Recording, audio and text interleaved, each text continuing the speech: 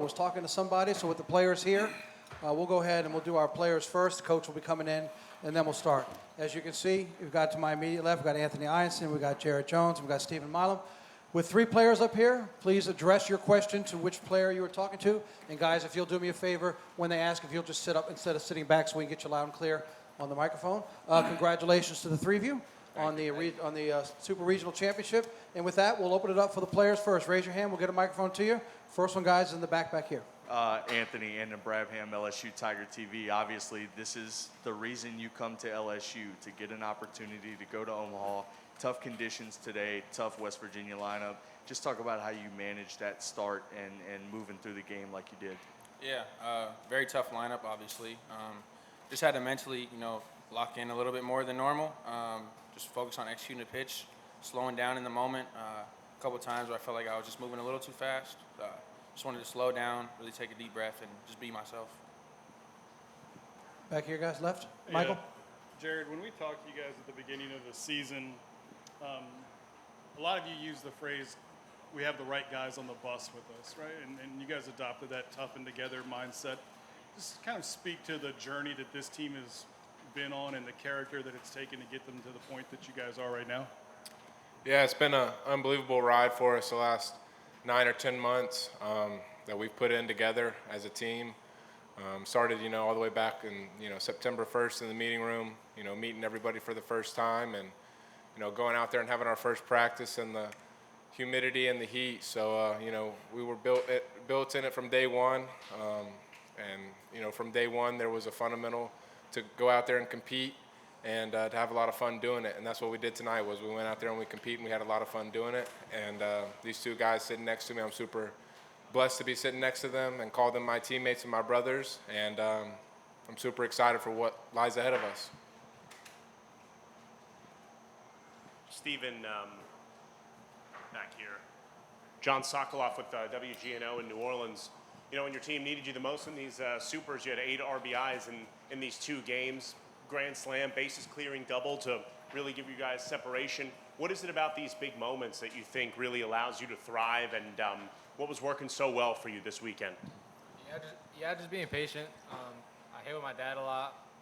Just getting back to the basics, and I love the big moment. And I didn't play or help my team as much as I wanted to during the year, and I had to step up to take pressure off the other guys, and I feel like I've been able to do that. And our whole team's running great at bats 1 through 9. I mean, you can punch in 15 different guys and we're going to beat you.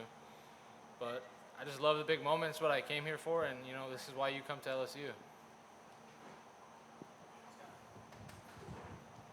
Jared, how does this feeling compare to 2 years ago when you guys made it? You're part of the team, but now you're one of the leaders and one of the guys they count on. Yeah, I look back at my freshman year a lot throughout the year of just kind of like moments in that year where I could kind of learn from it, whether that was guys on the field or, me as a spectator watching the games. Just is always something I could take from it my freshman year, and I tried to really dive into that and really kind of take in and soak it all in. And, this year just going out there and competing, and knowing that it's 9-on-1 out there and it's going to be a great time. Alex Box was packed, and it was awesome. There's nothing more I could say than just I'm super grateful. And what a wonderful day it's been. For Stephen and Jared, I guess, just kind of building on the offense, you guys seem pretty dialed into your approach this weekend, really capitalizing on their mistakes a lot. Just scoring 28 runs over the 2 games, just what does that do for you guys confidence-wise? And just, how well y'all think you're swinging the bat right now going into Omaha? Yeah, I think it's big for us. I think we had a great weekend. Obviously, we capped off a good, season at home in Alex Box, and that was something we wanted to do. We wanted to punch our ticket to Omaha, and we wanted to get the bats going, and we did that. And the job's not finished. We got a lot more work ahead of us. We're going to have practice on Tuesday, get on a plane on Wednesday, and fly out there and get right back to work and get, recovered and rested, and get ready for Game 1. Justin? I just think 1 through 9, running tough at bats together. It's not always going to go perfect, but us just sticking with it and making us hard to get out is the biggest thing for us, and just sticking to our approach.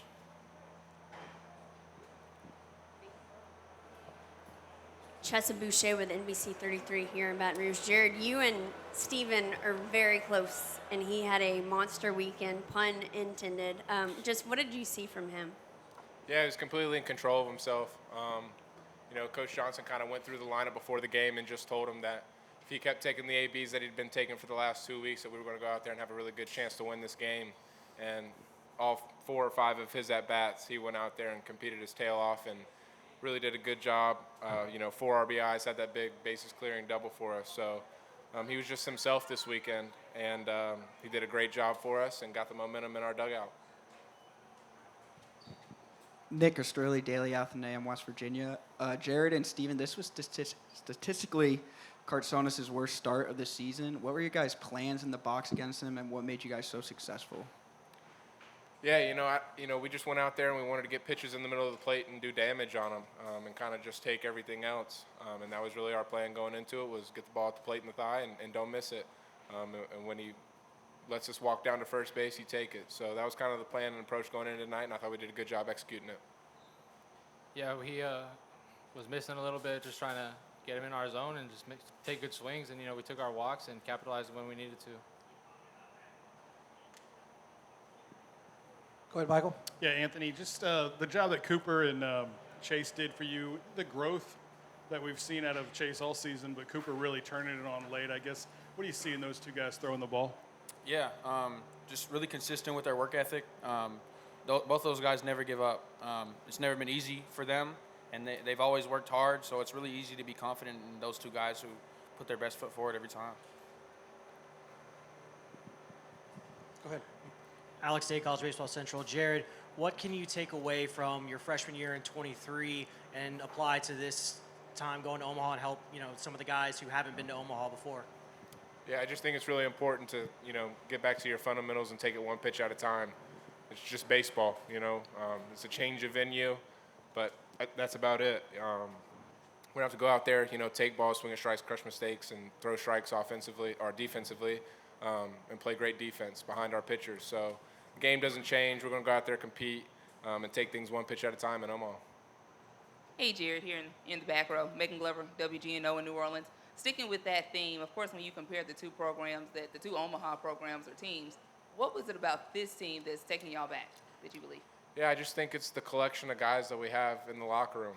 I think go back to last Monday against Little Rock, Coach Johnson said not one guy was going to let us lose that game. We all kind of collectively took a step forward that day as far as where we wanted to go as a team and kind of the contribution everybody was putting into the team and the effort and the energy in the dugout. And so for us to go out there tonight, we knew what was on the line. We didn't need any motivation to go out there and compete today. And we were just doing it for one another. The 9 guys on the field, the 10 or 12 guys in the dugout, those are the reason why I show up to the field every day and compete for those guys and make sure that, they know how much I care about them and willing to go out there and perform for them. Over here to our right, guys. Alex Sheasley, KLSU Radio. Steven, a couple big hits yesterday, a few big hits today. What does it mean to you to be a big part of this Tiger trip to Omaha? I mean, it's a dream come true. I mean, coming from Las Cruces, New Mexico, you couldn't even imagine this. And, I'm standing here right now from all the hard work and, Coach Johnson giving me a chance and, all the hard work that I've put in, my teammates have put in with me and, them believing in me. It's amazing, and, I'm still at a loss of words for it. Go ahead, Mike. Yes, for Steven and for Jared, just 10 hits, only 3 for extra bases. You guys are doing a better job, I'd say, of hitting the singles, getting them to the outfield. Jared, you especially today. I guess just how much did your approach change, if at all, and how important was that to your success, kind of knowing what's ahead in Omaha? Yeah, I just think for me, going up there with a clear mind and just taking it one pitch at a time, I think I get pitched differently a lot than most guys, and just going out there and understand I got to be patient in the box and take my walks. And when pitchers make mistakes, do damage on them. And today I was just trying to be really relaxed and move the offense and get guys on base, get some momentum in our dugout. And then obviously, let Steve come through in big-time moments. So that's what he does, and that's what our offense did today, and I'm super proud of our guys. Me just staying focused and sticking to my plan and being a tough out, that's the biggest thing for me. I don't got the biggest zone, but, they got to throw it down there, and, I got to be able to hit it hard or just don't swing. Anthony and Stephen, Jay had said that it was like 15 to 18 degrees hotter this week than last week. Was this about the hottest you guys have played in here at LSU? And did you see their pitchers particularly struggling in the heat the last 2 days? Yeah. Honestly, I was focused on our guys, but I could say it was for sure pretty hot out there. Just didn't want to let that element affect the game at all, though. Got one back here? Go ahead, in the back row. Go ahead. This one's for Jared and Steven. Josh gets in and gets a pinch hit there in the ninth inning, gets a pretty big ovation in what's his last at-bat at Alec Box Stadium. How cool was that for a guy who's been here for 4 years, been with the program through everything these last 4 years? How cool was that to see him get that sort of ovation? Special for sure. He's an unbelievable human being and a terrific teammate. He's been one of my best friends for the past 3 years, and he's somebody that I'll probably talk to every day for the rest of my life. He's been a great person. He's my roommate on the road, so I spend a lot of time with him, and I'm glad I got to watch that at bat from on deck and just see all the people get on their feet for him. I think he's the only player since Coach Johnson's been here to play all 4 years, so he's a special player and a special human, and I just love him, and I'm super proud of him, and I'm excited to see where he keeps going. Last two questions for the players right here in the green, and then Jacques, and that'll be it for the players. Go ahead. Oh, this is for Anthony. So it's kind of a two-parter. First, what is your off-speed pitch? And second off, how is it that you know you have that in your back pocket? If it's an 0-2, 1-2 count, you throw it down the zone, the hitters always chase. Yeah, I think you said, what is your off-speed pitch? I throw a curveball, a slider, and a splitter, and when I throw them down in the zone and they swing and miss, I get happy.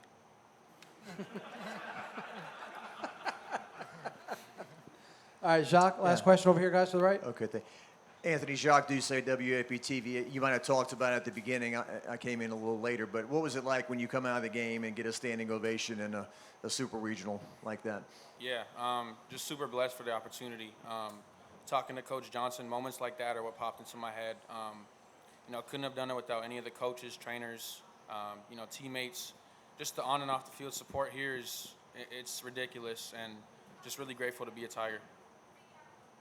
All right, well, thank you for the questions for the players. Coach usually speaks first. Coach, is there anything you'd like to say with the three guys to your left before we cut them loose? Yeah, thank you. Very thankful. Don't take these nights for granted, and I'll be the first coach to acknowledge they don't happen without special human beings, and that's what we got right here. I mean, I've known Steven since he was in 7th grade, and he's the best shortstop in America, and took another step. It wasn't just a great college player this weekend. That's what a major league player looked like in the batter's box, and was the reason that our offense, played it close to its capability. With Jared, he made a decision to come back this season for this and this opportunity ahead of us next week, and to be at the front of it, and that's what he's been. And 3 years, a lot of blood, sweat, and tears in the bucket. Couldn't be prouder of the person that he is, the leader he is. Obviously, he's a great player, and just very thankful, that he made that decision. And it's just the way that it is now. Every summer, one guy tips the scales of whether you can actually get there or not, and Anthony was that guy.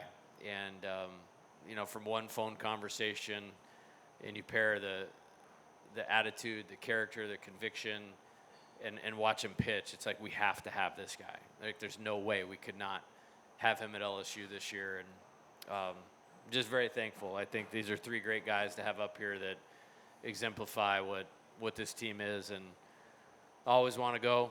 This is the best place in the world. It's the only place in the world for me.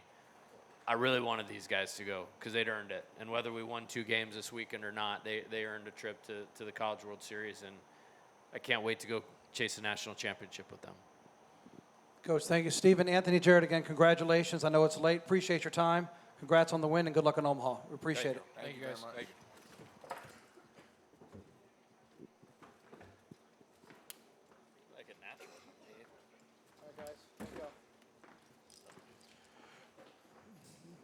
All right, we usually open with a statement with Coach. He had made some stops along the way. We appreciate the players being ready to go. And, Coach, thank you for letting us start with them. 10th Super and Regional title for LSU, 20th College World Series appearance. Coach, congratulations. If you want to make a statement about the game, and then we'll open up for questions.